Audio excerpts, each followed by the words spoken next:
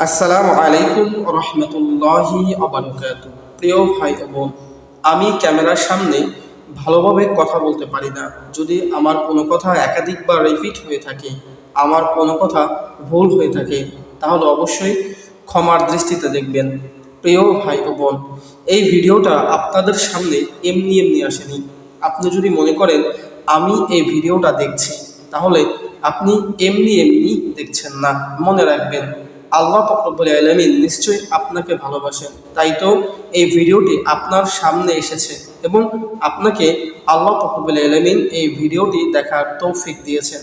আল্লাহ চাচ্ছেন আপনি এই ভিডিওর সমস্ত কথাগুলো শুনুন এবং ভিডিওতে যে সমস্ত কথাগুলো আপনার সামনে তুলে ধরা হবে, সেই সমস্ত কথাগুলো সম্পর্কে আপনি জানুন এবং আমল করুন।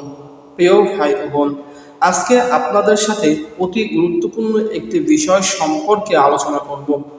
পবিত্র মাহে রমজান মাস আমাদের কাছ থেকে অনেক আগেই বিদায় নিয়ে চলে গেছে। এরপরে শাওয়াল মাস আমাদের কাছ থেকে বিদায় নিয়ে চলে গেছে। প্রিয় ভাই ও বোন, পবিত্র আরবি মাসের এখন জিলকত মাস চলতেছে। প্রিয় ভাই ও বোন, পবিত্র মাহে রমজানে আমরা অনেকেই আল্লাহ পাক রব্বুল আলামিনের খুবই কাছের একজন বান্দা বা বান্দি হতে পারি, কিন্তু যখন রমজান মাস চলে যায় তখন আবার শয়তানকে ছেড়ে দেওয়া হয়। আমরা সেই শয়তান ওয়াসওয়াসায় আবার আগের মতো হয়ে যাই। আমরা ঝগড়া বিবাদে লিপ্ত হয়ে যাই, আমরা জেনায় লিপ্ত হয়ে যাই, আমরা নামাজকে ভুলে যাই, আমরা রোজাকে ভুলে যাই, আমরা ভুলে যাই আল্লাহ পাক রব্বুল আলামিন আমাদেরকে কেন দুনিয়ার বুকে পাঠিয়েছেন। আবার আমাদের মধ্যে অনেকেই রয়েছে যারা পবিত্র মাহে রমজান মাসে নিজেদেরকে আল্লাহ পাক রব্বুল আলামিনের একজন খাঁটি বান্দা বা বান্দী হিসেবে তৈরি করেন, খাঁটি বান্দা বা বান্দী হিসেবে নিজেকে পরিচালিত করেন। তারা চাচ্ছেন আল্লাহ যেন তাদেরকে সারাটা বছর, সারাটি জীবন যেন এইভাবে পরিচালিত করেন, অর্থাৎ 5 ওয়াক্ত নামাজ পড়বেন, রোজা রাখবেন, ঈমান ও আমলের মাধ্যমে নিজেদের জীবনটাকে সুন্দরভাবে পরিচালনা করবেন। কিন্তু শয়তানের ধোঁকায় অথবা নফসের ধোঁকায় তারা তা পেরে ওঠে না। তাই আজকে আপনাদের সম্মুখে ছোট্ট একটা আমল সম্পর্কে আলোচনা করব, যে আমলটি যদি আপনি তাৎক্ষণিক করতে পারেন, যখন আপনাকে শয়তান ওয়াসওয়াসা দিবে, আপনি মনে করছেন আজান হয়ে গেছে, নামাজ পড়া উচিত, কিন্তু যেতে ভালো লাগছে না, মসজিদে নামাজ পড়তে ভালো লাগছে না। আপনি জানেন আপনি যে কাজটি করছেন তা ভালো কাজ নয়, তা খারাপ কাজ, কিন্তু আপনি মনে মনে ভাবছেন, কিন্তু শয়তান আপনাকে ধোঁকা দিচ্ছে, না তুমি করো, এটা খারাপ নয়। নফস আপনাকে বারবার সেখান থেকে ফেরাচ্ছে।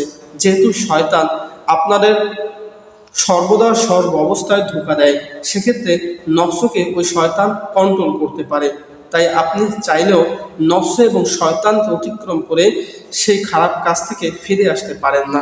প্রিয় ভাই ও বোন, তাই আজকে আপনাদের সম্মুখে এই ভিডিওটির মাধ্যমে ছোট্ট আমলটি শেয়ার করব।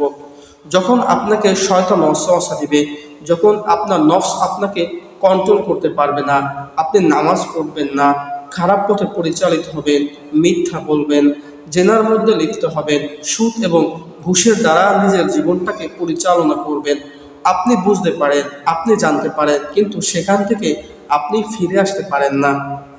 মনে করুন ফজরের আজান হয়ে গেছে, আপনার ঘুম ভেঙে গেছে, আপনি চাচ্ছেন নামাজ পড়া উত্তম, কিন্তু মনে মনে ভাবলেন অনেক শীত, অনেক গরম পড়েছে, সকালে অনেক কাজ রয়েছে, এখন যদি নামাজ পড়তে যাই তাহলে আমি ঘুমাতে পারবো না, সকালে কাজ করতে পারবো না।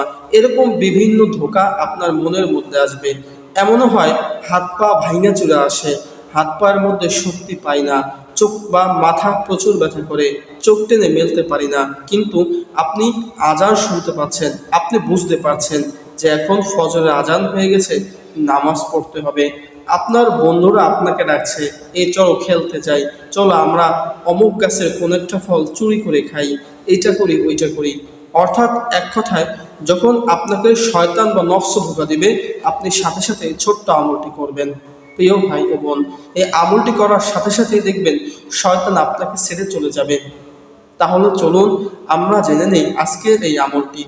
এই আমলটির আপনাদের সাথে শেয়ার করার পূর্বে অবশ্যই অনুরোধ করে বলবো, যারা আমাদের এই চ্যানেলটি এখনো সাবস্ক্রাইব করেন নাই, অবশ্যই আমাদের চ্যানেলটি সাবস্ক্রাইব করবেন। আমাদের ভিডিওতে যারা লাইক করেননি, অবশ্যই লাইক করবেন। আমাদের ভিডিওতে যারা এখনো কমেন্ট করেননি, অবশ্যই কমেন্ট করে আপনার মূল্যবান কথাগুলো আমাদের মাঝে শেয়ার করবেন।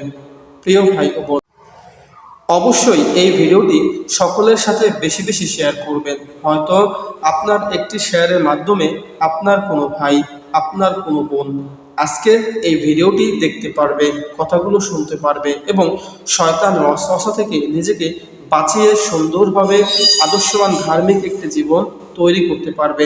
প্রিয় ভাই ও বোন, তাহলে চলুন ভিডিওটির মূল আলোচনা শুরু করি।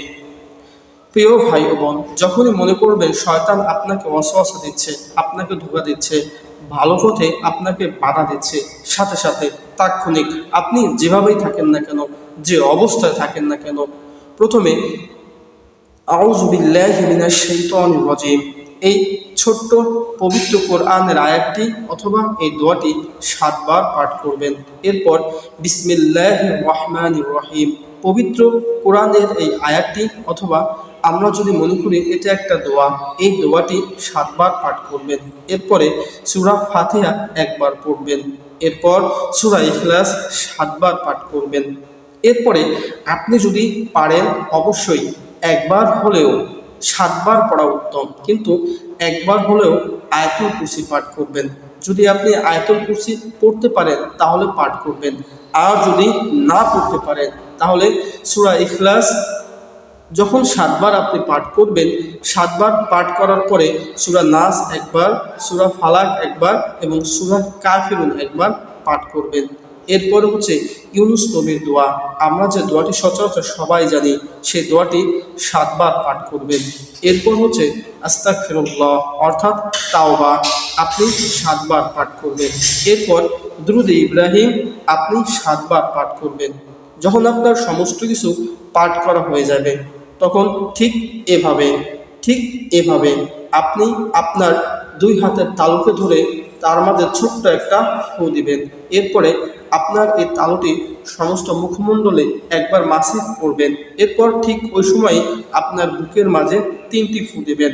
দেখবেন সাথে সাথে আপনার কাছ থেকে শয়তান চলে যাবে, আপনার নফস আপনার কন্ট্রোলে চলে আসবে।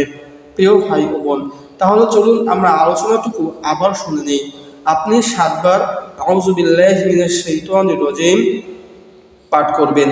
এরপর বিসমিল্লাহির রহমানির রহিম 7 বার পাঠ করবেন। এরপর সূরা ফাতিহা 1 বার পাঠ করবেন। এরপর বিসমিল্লাহর সাথে সূরা ইখলাস 7 বার পাঠ করবেন। এরপরে আয়াতুল কুরসি 1 বার পাঠ করবেন। যদি আপনি আয়াতুল কুরসি না পারেন তাহলে ওই যে সূরা ইখলাস পাঠ করবে 7 বার, তারপরেই সূরা নাস, সূরা ফালাক এবং সূরা কাফিরুন একবার করে 3টি সূরা পাঠ করবেন।